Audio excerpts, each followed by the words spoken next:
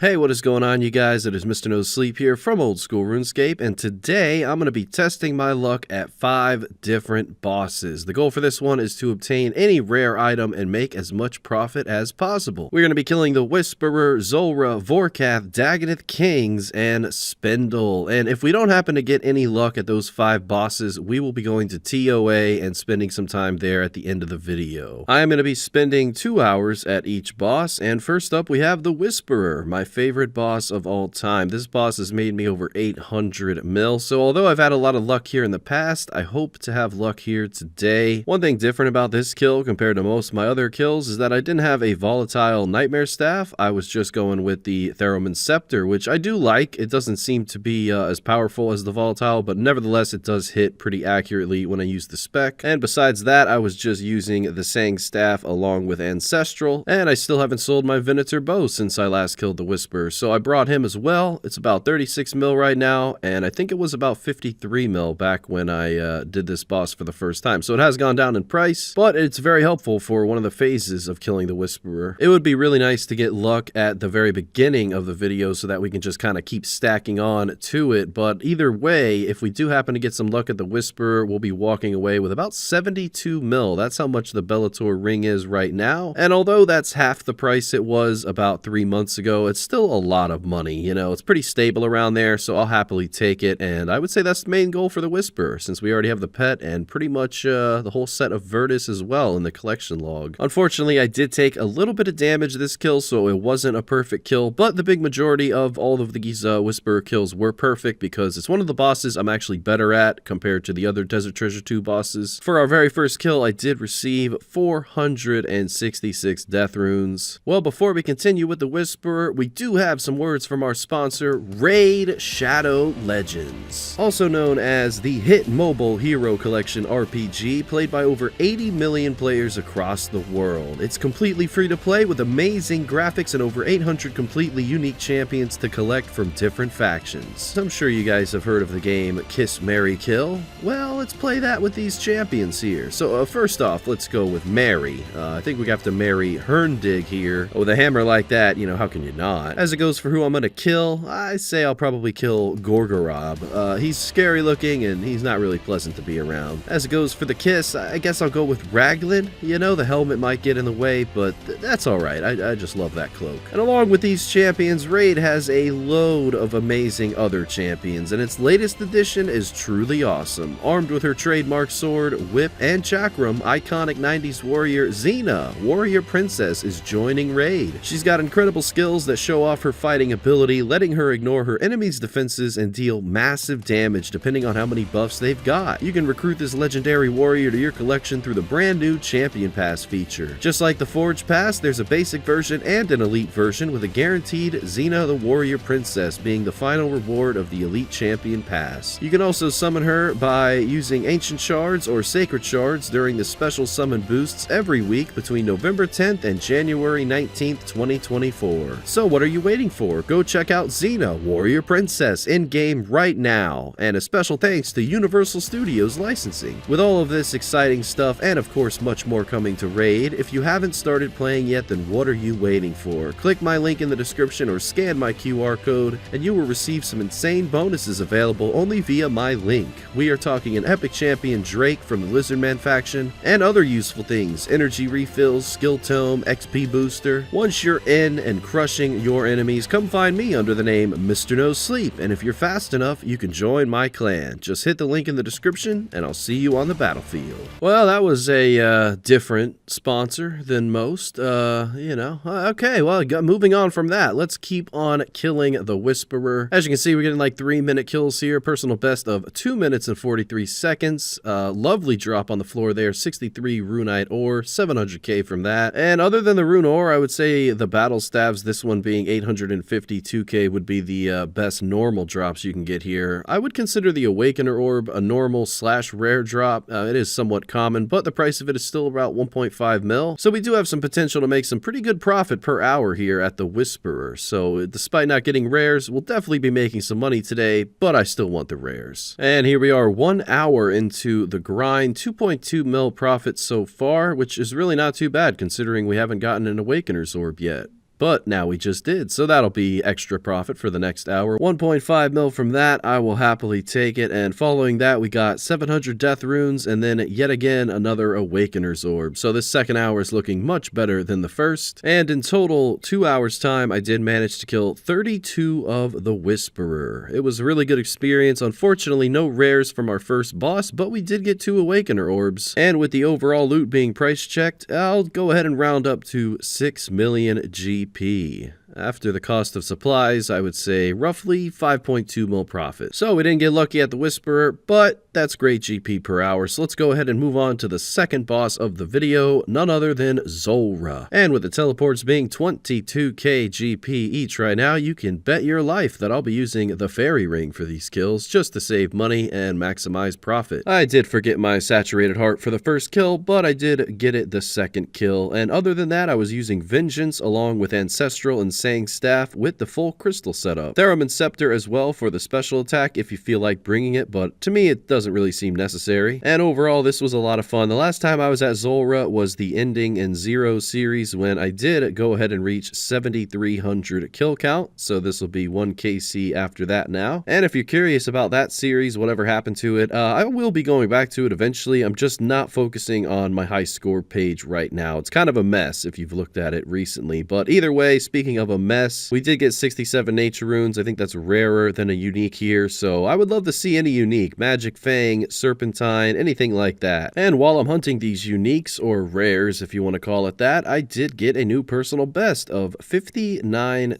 oh wait, well it's not a new personal best, but it is a combat achievement completed, a master one at that, and I believe that's because I killed Zulrah in less than a minute, so that is incredible to see, almost as incredible as getting Zulrah teleport drops from this boss.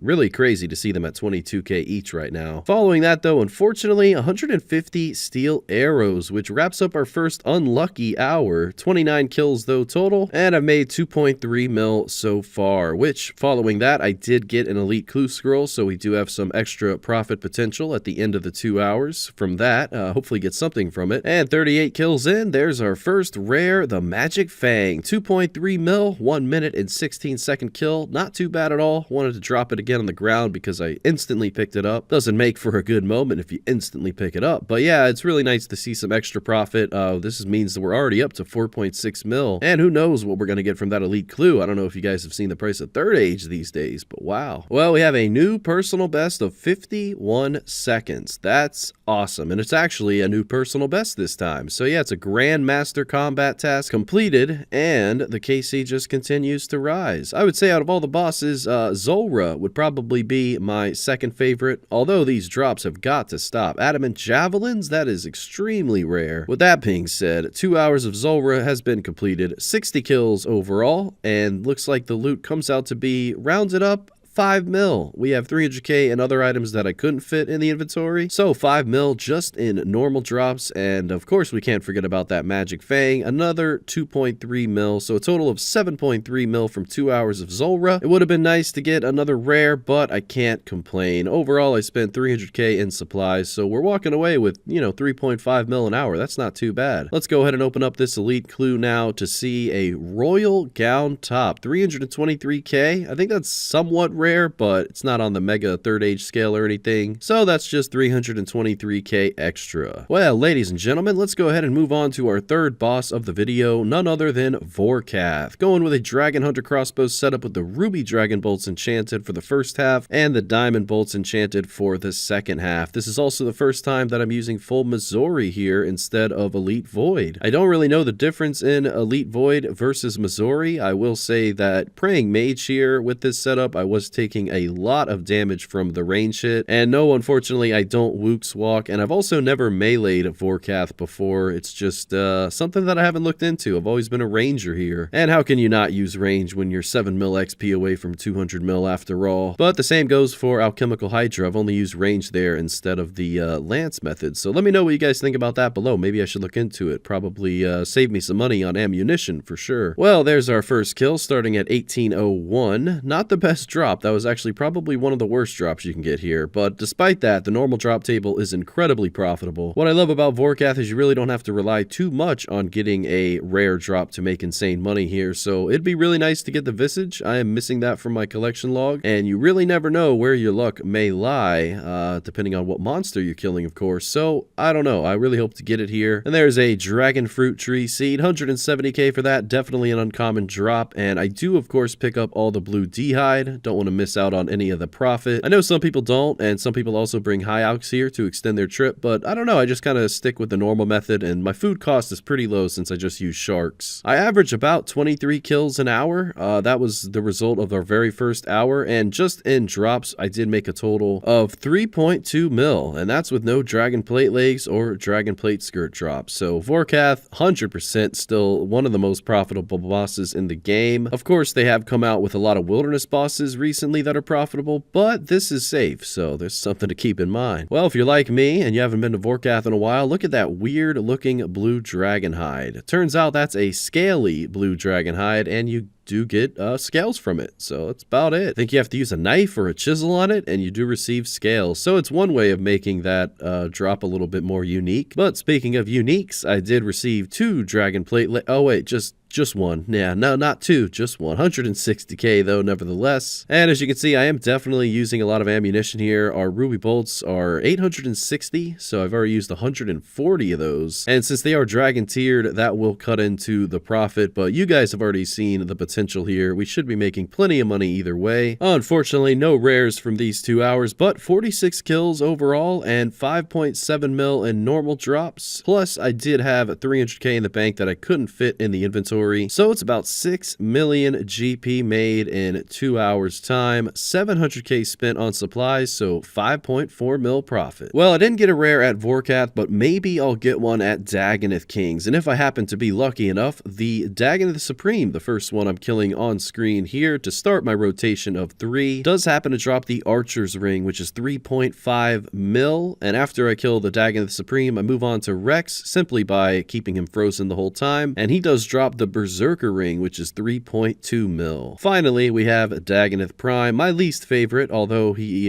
did give me a pet version of himself a few years ago, so it's the only Dagannoth King pet I have here, but he does drop the Seer's Ring, which is not even close to a mil anymore, so it is what it is. I would be happy with any of those rings. What we don't want to see is any helmets, because they are the same odds as receiving the rings, which is why that Archer's Helm on the second kill there is painful. Could have been 3.5 mil, but it's, you know, 50k, so. Did receive a hard clue though. We'll do that after the 2 hours is up, maybe get a third age item from it. Third age is the true dream right now. Those items are through the roof. I definitely have to camp clue scrolls soon. It's just so expensive to get clues unless you do it the traditional way, which, oh, that just takes so long. What do you guys think? Should I do 1,000 hard clues soon? I'm thinking it's time, but I don't know. Magpie Implings, ooh, Nature Implings, so many different ways to get clues, but they're all pricey. And as I'm rambling on about clue scrolls, as you can see, we did get some drops. They're not really rare though. We just got the Mud Staff, a couple rock shell pieces, along with that some skeletal. Overall, 1.4 million GP made in the first hour, and that's really all credited to the Noted Bones there. Having the Elite Firminic Diaries completed, you will get Noted Bones at Dagannoth Kings, which automatically makes it pretty profitable. Even though you are spending some money on supplies here, it's still decent profit per hour. But we really want to see those ring drops, because that is the main profit. If we can just get a couple of those, you can potentially be making 3 to 4 mil an hour here. But I don't see rings. All I see is rock shell and spined and skeletal, all of the things you don't want to see here basically. So 2 hours of my time was spent at Dagannoth Kings. Managed to kill 52 of every single dinosaur, but I didn't get a single rare other than the Dragon Axe. So unfortunately, not a lot of profit from this one. 2.4 mil was made, and after the cost of supplies, we're looking at 2.1 mil, 126k from the hard clue, and that's about it. Pretty unfortunate, unlucky hour, but let's go do Spindle. Switch it up a little bit, go to the Wilderness boss. The reason I chose Spindle out of Calvarion and Artio is that the Void Waker piece here is 60 mil versus the other bosses where I believe it's 40 mil and 20 mil. I didn't run into a single dangerous PKer in the whole 2 hours that I spent here, so that's one benefit. It seems like it's very slow for PKers these days. I was pretty surprised because it's, you know, Thanksgiving break and all. Other than that, that, I didn't run into any bots either, so that's probably why the Void Waker piece from Spindle is so stable in price compared to the other two. I guess that bot killing video sure ruined their spirit, but if they come back, I'll have to make a second part of that video. And it's pretty easy to tell why bots were camping Spindle for so long. Not only do you get so many Onyx bolt tips, but just the normal drop table is really incredible. I mean, all these drops definitely add up per hour, so we got an elite clue as well. You guys know the drill with that. We'll do it at the end. And one thing I love